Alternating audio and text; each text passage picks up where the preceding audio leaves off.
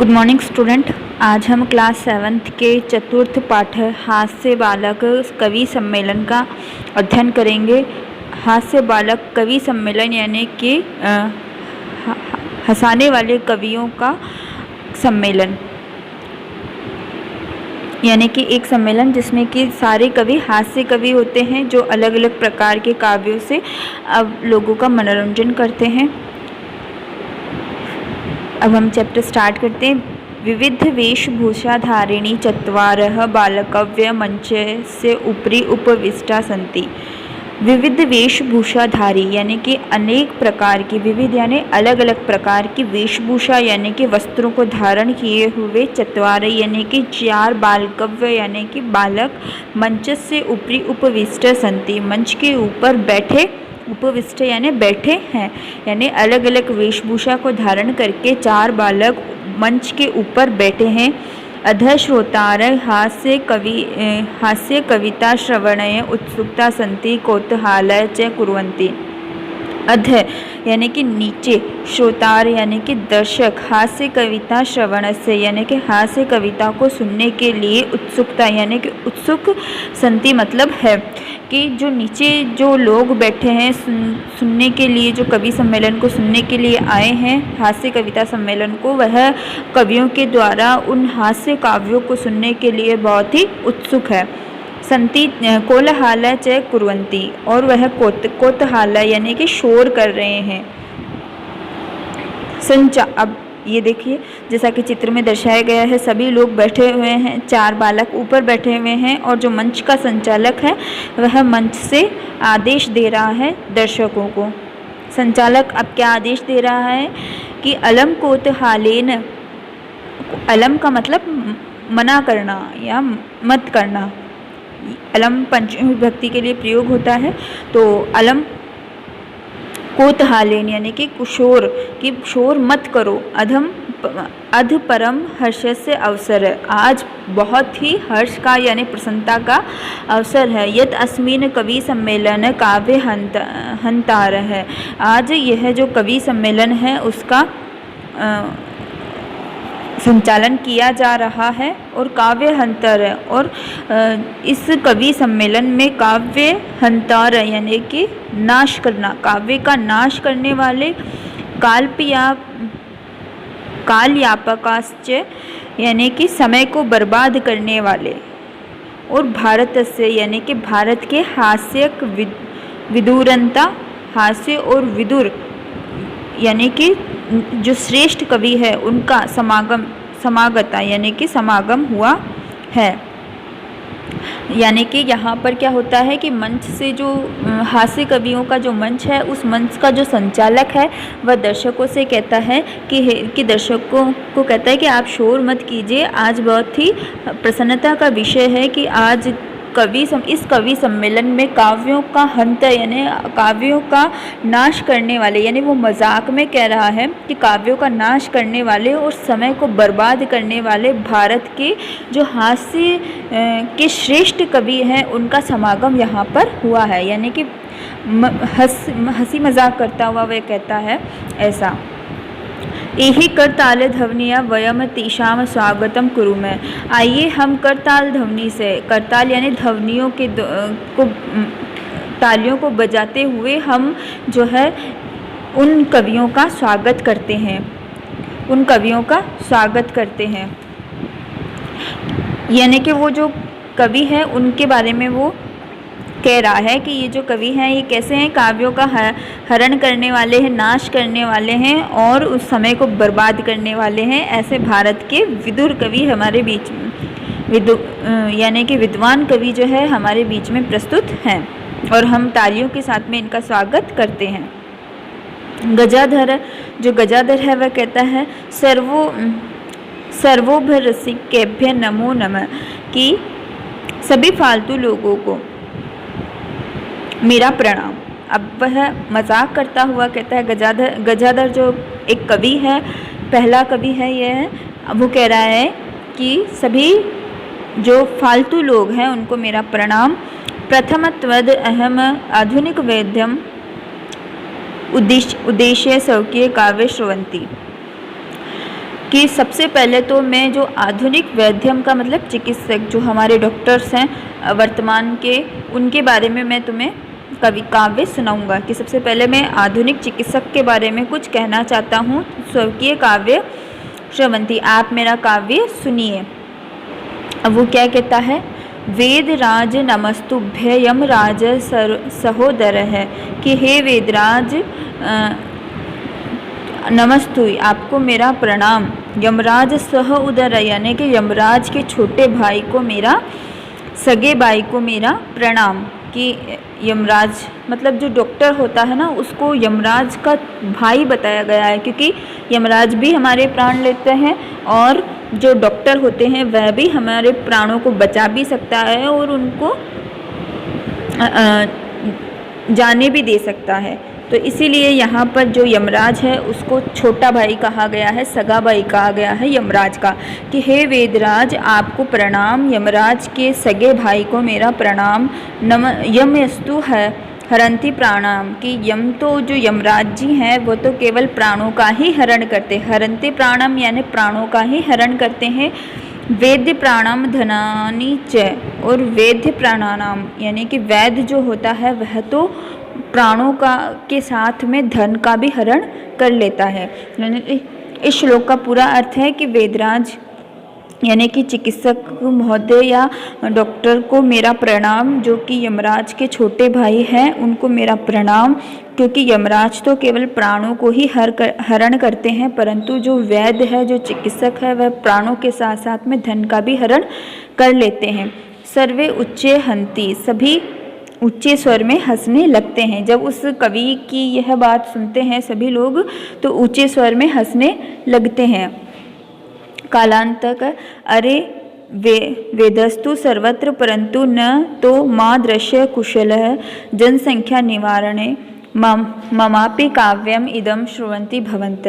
कालांतक यानी कि फिर जो दूसरा कवि होता है वह आता है कि अरे वेदस्तु सर्वत्र परंतु न ते माँ दृश्य कुशलम, कि अरे वेद तो सर्वत्र होते हैं परंतु कोई मेरे जैसा कुशल नहीं है। किसमें? जनसंख्या निवारण के, जनसंख्या को रोकने में मेरे जैसा कोई कुशल नहीं है। ममापि काव्यम इदम श्रुतो भवन्ति, मेरा भी काव्य सुनिए जो मैं कहना चाहता हूँ। अब वह कवि आगे कहता है कि संसार में ऐसे तो बहुत से चिकित्सक है, लेकिन मेरा जैसा कोई चिकित्सक नहीं है जो कि जनसंख्या को नियंत्रित कर सके। ये कालांतक जो है वह एक कवि भी है और एक वैद्य भी है। तो अब वह आगे क्या बताता है अपने अगले श्लोक में, वो हम देखते हैं कि चिंता प्रज्वलयति दृष्ट्वा वेदो विस्मयागत नाह गतो न ते भ्रात कस्यद हस्तलाघवम, कि एक जलती हुई चिता को, चिता प्रज्वलित्वम यानी कि एक जलती चिता को देख करके, दृष्टवा यानी देख करके, वेदो विस्मयागत है, वो जो वेद है वह आश्चर्यचकित हो गया। कि ओहो गतो नाह गतो, कि ना तो मैं वहाँ गया और न मैं भ्राता और ना ही मेरा भाई वहाँ गया। यानी कि एक जलती हुई चिता को वो देखता है और वो कहता है कि ना तो मैंने इसका इलाज किया है ना ही मेरे भाई ने इसका इलाज किया है, तो कस्यद लाघवम, तो फिर ये किसके हाथ की कला है, मतलब ये किसके हाथों से ये मरा है। क्योंकि जो चिता जल रही है इसका मतलब वो व्यक्ति मर चुका है। तो वो ये कह रहा है कि ना तो मैंने इसका इलाज किया है ना मेरे भाई ने इसका इलाज किया है, तो फिर इसको किसने मारा। तो ये देख करके वह आश्चर्यचकित हो जाता है और फिर से सभी जो लोग होते हैं वह हंसने लगते हैं कि ये किसके हाथ का कमाल है जो इस व्यक्ति की मृत्यु हो चुकी है।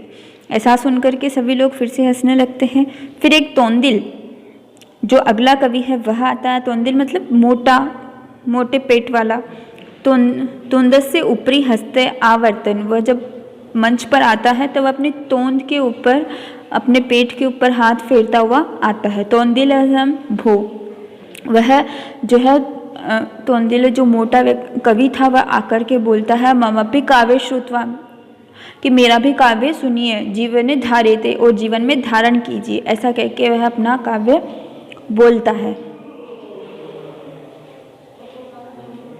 अब क्या काव्य बोलता है? परा अन्नम प्राप्य दुर्बुद्धे माँ शरीरे दया कुरुवे परा अन्नम दुर्लभम लोके शरीराणि पुने पुने। कि पराये अन्न जो होता है, दूसरों का जो खाना होता है, उसको खाने में कभी भी शर्म नहीं करनी चाहिए, क्योंकि परम दुर्लभम लोक, क्योंकि जो दूसरों का जो अन्न होता है वह बहुत ही दुर्लभ चीज़ होती है, उसका मिलना बहुत दुर्लभ चीज़ होती है, क्योंकि कोई भी अपना अन्न किसी को नहीं देता है। तो इसीलिए वो कह रहा था कि अगर किसी भी व्यक्ति का खाना अगर हमें खाना हो तो उसमें शर्म नहीं करनी चाहिए, वो हमें खा लेना चाहिए, क्योंकि दूसरों का अन्न बहुत दुर्लभ चीज़ होती है मिलना। और शरीर का क्या है, शरीर पर क्या दया करनी, माँ शरीरे दया कुरु है, अपने शरीर पर क्या दया करनी, शरीर पुनः पुनः, शरीर तो फिर से बार बार मिल जाता है। तो इस तरह से वो कह रहा है कि जो दूसरों का अन्न है वह बहुत मुश्किल से मिलता है, इसलिए उसको खा लेना चाहिए, उसमें कभी भी शर्म नहीं करनी चाहिए। ऐसा सुनकर के सर्वे पुनः ठाहास कुर्वन्ति, ऐसा सुनकर के सभी लोग फिर से हंसने लगते हैं। चावर्क, और फिर जो अगला कवि होता है चार्वक, वह बोलता है मम आम आम शरीरस्य पोषणम सर्वथा उचितमेव। आम आम यानी कि हाँ, शरीर से पोषणम सर्वथा उचितम, शरीर का जो पोषण होता है वह हमेशा ही उचित प्रकार से करना चाहिए। यदि धनम नास्ति, यदि धन नहीं है, तदा श्रवेण तदा ऋणम कृत्वापि पौष्टिक पदार्थ एवं भुक्तम, अगर ऋण नहीं है तब भी हमें अगर हमारे पास पैसा नहीं है तो हमें ऋण लेकर भी पौष्टिक पदार्थों को खाना चाहिए, उनका भोग करना चाहिए। तथा कथयति चार्वक, ऐसा फिर वह चार्वक कहता है कि जो अगला चार्वक कवि होता है वह कहता है कि शरीर को हमेशा ही उचित पोषण देना चाहिए। यदि हमारे पास धन नहीं हो तो ऋण लेकर भी हमें उचित प्रकार का जो पौष्टिक पदार्थ है वह खाने चाहिए, शरीर को खिलाने चाहिए, ऐसा कहता है वह चार्वक कवि। और वह आगे क्या कहता है, याव जीवेते सुखम जीवेते ऋणम कृत्वा वृद्धतम पिबन्ति, कि जब तक जिए सुख से जिए, कि जब तक हमें जीना हो, या जीवेत मतलब जब तक जीना हो सुख से जिए, जीवेत ऋणम, और अगर जीने के लिए चाहे ऋण लेना पड़े, खाने के लिए चाहे ऋण लेना पड़े, तो भी लेकर के हमें घी पिबन्ते, धृत पिबन्ते यानी कि घी पीना चाहिए। कि जब तक जीना हो, जब तक सुख से जीना चाहिए, यदि पैसा ना हो तो ऋण लेकर भी हमें घी को पीना चाहिए। श्रोतार, फिर जो श्रोतागण थे वह बोलते हैं त्राहि ऋण से प्रत्यर्पण कथम, तो फिर उस ऋण को कैसे चुकाएं। जो श्रोतागण है वह कहते हैं कि हम फिर उस ऋण को कैसे चुकाएं। तो चार्वक कहता है कि श्रुतयाम मम अविष्टय कथम, कि मेरे आगे का काव्य तो सुनिए। तो फिर वह कहता है कि धृत पीवता, कि घी पी करके, श्रम कृत्वा, श्रम करके यानी कि मेहनत करके, ऋणम प्रत्यार्ते जन, जो हमारा ऋण है, जो हमने उधार पैसे लिए हैं, उसको हम उतार सकते हैं। कि पहले तो हमें क्या करना चाहिए, जीवन को सुखपूर्वक जीना चाहिए, और जीवन को जीने के लिए यदि धन नहीं है तो ऋण लेकर भी हमें घी पीना चाहिए। फिर जब किसी ने पूछा कि घी तो हम पी लेंगे, परंतु उस कर्ज को कैसे उतारेंगे जो हमने लिया है, तो फिर उसने कहा कि घी पी करके मेहनत करो, और मेहनत करके जो ऋण आपने लिया है उसको चुका दो। काव्य पाठ श्रवेण उत्प्रेरित है, काव्य पाठ को सुनकर के उत्प्रेरित हुआ एक कोड़पी बालक, एको बालक अपी, एक बालक आशु कवि है, जो कि आशु कवि था, रचित है, उसने रचा हास्य पूर्वक च श्रुवन्ति, उसने भी एक रचना की और उसको हास्य पूर्वक वह सुनाता है। कि आशु कवि वो होता है जो कोई भी बात सुनकर के उस पर उसी वक्त तुरंत ही एक कविता बना दे, तो उसको हम कहते हैं आशु कवि। तो यहाँ पर एक ऐसा बालक मौजूद था जिसने कि उन सभी के काव्य पाठों को सुनकर के हाथों हाथ ही एक कविता वहाँ पे बना दी, और वह उसे सुनाने के लिए मंच पर चला गया। अब वह बालक सुनाता है कि श्रुतम श्रुतयो भोग, कि सुनिए सुनिए मेरी भी काव्य को सुनिए। गजाधर कवि, मेरा नाम गजाधर है। चेव तुंदिल, और जो तौंदिल जो मोटे पेट वाला है, भोजन रूपे जो भोजन का लालची है, कालांतक यानी जो कालांतर नाम का जो कवि है उसको, और तथा यानी और वैधम चार्वक और वैध चार्वक को च नमाहम मैं प्रणाम करता हूँ। ऐसा वह बालक वहाँ पर मंच पर जाकर कहता है। वह क्या कहता है कि मैं गजाधर कवि हूँ और मोटे पेट वाले भोजन के लालची कालांतक और जो चार्वक वैद्य है उसको मेरा प्रणाम, ऐसा वह कहता है। काव्य श्रुत्वा, जो काव्य है उसका सुनकर के हा हा हा इति कृत्वा हस्यति, सभी लोग हा हा करके हंसने लगते हैं। अन्य चा अपि हस्ती, और अन्य लोग भी हंसने लगते हैं। सर्वे गृहम गच्छन्ति, और फिर सभी लोग अपने घर चले जाते हैं। अब हम इसके शब्दार्थ करेंगे। अधम का मतलब नीचे, कोतहालम का मतलब शोर, काव्य हंतार का मतलब काव्य को नष्ट करने वाले, काल यापका यानी समय बर्बाद करने वाले, धुरंधरा यानी अग्रणी या श्रेष्ठ, एही यानी कि आइए, कर ताल ध्वनि यानी तालियों से, अर सिखंभे यानी कि नीरस जनों को, शौकीय यानी कि अपने, मादृश्य यानी मेरे जैसे, हस्त लाघवम यानी हाथ की सफाई, तौंदिल यानी तौंद से, आवर्त यानी फेरता हुआ, धार्यम यानी धारण करें, परान्नम दूसरों के अन्न को पौष्टिक देने वाला, पुष्टि देने वाला, प्रत्यार्पण यानी लौटाना, अविशिष्टम यानी बचा हुआ, उत्प्रेरित यानी प्रेरित होकर, श्रवंत यानी सुनता है, भोजन लोलुप्यम यानी कि भोजन का लोभी। ऐसा अभ्यास कार्य। आपको ये जो शब्द दिए हैं उनका उच्चारण करना है। ऊपरी, अधः, नीचे है, उच्चे है, बहि, अलम, कदापि, अंतः, पुनः, कुत्र है, कदा, एकदा। मंजुषात काव्य पदानि चित्वा का वाक्यानि पूर्यत, यानी कि आपको इन शब्दों के अंदर जो है इन शब्दों को भरना है। वृक्ष से खगा वसति, तो वृक्ष के ऊपर पक्षी वसति यानी रहते हैं, निवास करते हैं, तो ऊपरी आ जाएगा। पहले वाले में ऊपरी आ जाएगा, पहले वाले में क्या आ जाएगा? ऊपरी। विवादेन, तो विवादेन यानी कि झगड़ा, तो अलम, तो इसका हो जाएगा अलम। कि अलम का मतलब होता है मना करना, तो अलम यानी विवाद मत करो। वर्षा कालेन गृहात् मा अगच्छत, कि वर्षा काल के समय घर के बाहर मत आइए, तो इसका हो जाएगा बहिर। मंच से अध, यानी कि अध का मतलब नीचे, कि नीचे श्रोतारो उपविष्टि, कि नीचे श्रोतागण बैठे हुए हैं। छात्र विद्यालय से अंतः, यहाँ आ जाएगा अंतः है कि अंदर प्रवेश करते हैं, छात्र विद्यालय के अंदर प्रवेश करते हैं। अब इसके बाद में हम तीसरा प्रश्न करेंगे। इसमें आपको क्या करना है कि जो शब्द हैं उनको अलग लिखना है, अशुद्ध पदों को चुन करके। तो इसका होगा गमयंती, यच्छति, प्रशंति, धावती, तो इसमें हो जाएगा गमयंती। यच्छति मांगना, प्रशति पूछना, धावयंती दौड़ना, ये सब चीज़ें एक जैसी हैं, दौड़ने से संबंधी हैं, और गमयंती इसमें अलग है। रामेण, ग्रहेण, सर्पेण, गजेण, तो इसमें गजेण शब्द जो है वह अशुद्ध है। लताया, सुप्रिया, रम्या, निशाय, या तो इसमें सुप्रिया शब्द अलग है। लते, रमे, माते, प्रिय, तो माते हैं इसमें अलग। लिखति, ग्रजति, फलति, सेवति, तो सेवति शब्द अलग है। मंजुषात समानार्थक पदानि चित्वा लिखित, तो आपको इसमें से समानार्थक पदों को चुन करके लिखना है। तो प्राप्य का हो जाएगा लभ्य, खुशलय का हो जाएगा दशा, हर्षय का हो जाएगा प्रसन्नतया, वक्र का हो जाएगा कुटिलया, वैधम का होगा चिकित्सा।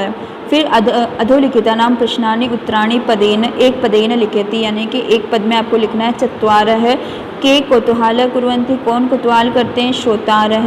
गजाधर कम उद्देशिका काव्य प्रस्तुति, तो इसका हो जाएगा गजाधर आधुनिक वेद्य उद्देशीय काव्य प्रापस्तोति। फिर इसके बाद में हो जाएगा तौंदिले कस्य ऊपरी हस्तम आवर्तित है, तो इसका हो जाएगा तौंदिले तुंदस्य ऊपरी हस्त आवर्तित है। फिर हो जाए लोक पुनः पुनः कानि भवन्ति, तो इसका हो जाएगा ड शरीराणी। फिर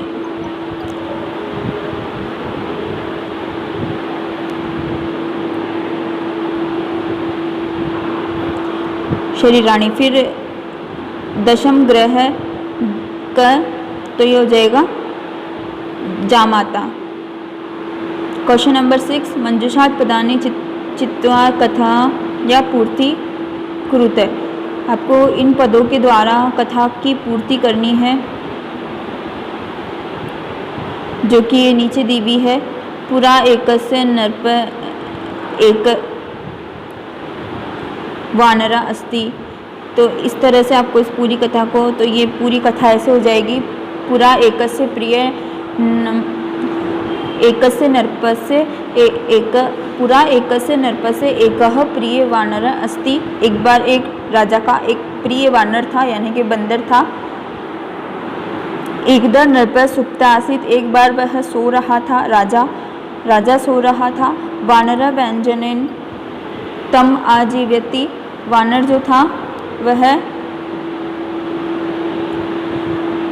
व्यंजने यानी पंखे से उसकी हवा कर रहा था। तदेव एक मक्षिका नृपस्य नासिका उपविशति, तभी एक मक्खी जो है वह राजा के नाक के ऊपर आकर के बैठ जाती है। यद्यपि वानर वर्मवार व्यंजने ता निवार्य स्थिति, बार बार वह जो है उस पंखे के द्वारा उसको भगाने की कोशिश करता है। तथापि स पुनः पुनः नृपस्य नासिका में एवं उपविशति, तब भी वह बार बार आकर के उस राजा के नाक पर बैठ जाती है। अंतः स मक्षिका हंतु खगेन, और अंत में वह जो है उस मक्षिका के ऊपर, खगेन का मतलब तलवार से प्रहार करता है। मक्षिका तो उड़यंती दूरम गता, मक्षिका तो उड़ करके दूर चली जाती है, किंतु खगेन प्रहार ने नृप नासिका छिन्न अभवत, परंतु जो खड्ग यानी कि जो तलवार था उसके प्रहार से जो राजा था उसकी नाक जो है वह टूट जाती है। अथ एचो वाव, इसलिए वह कहता है कि कहा जाता है कि मूर्ख जने से मित्रता नोस्यति, इसीलिए कहा जाता है कि मूर्ख लोगों के साथ में मित्रता नहीं करनी चाहिए। विलोम पदानि योजते, विलोम पदों के साथ में इसको जोड़ना है। तो इसका हो जाएगा अध का मतलब ऊपरी, अंत का विलोम ऊपरी, अंत का बही, दुर्बुद्धि का सुबुद्धि, उच्च का नीचे, दुर्लभम का सुलभ।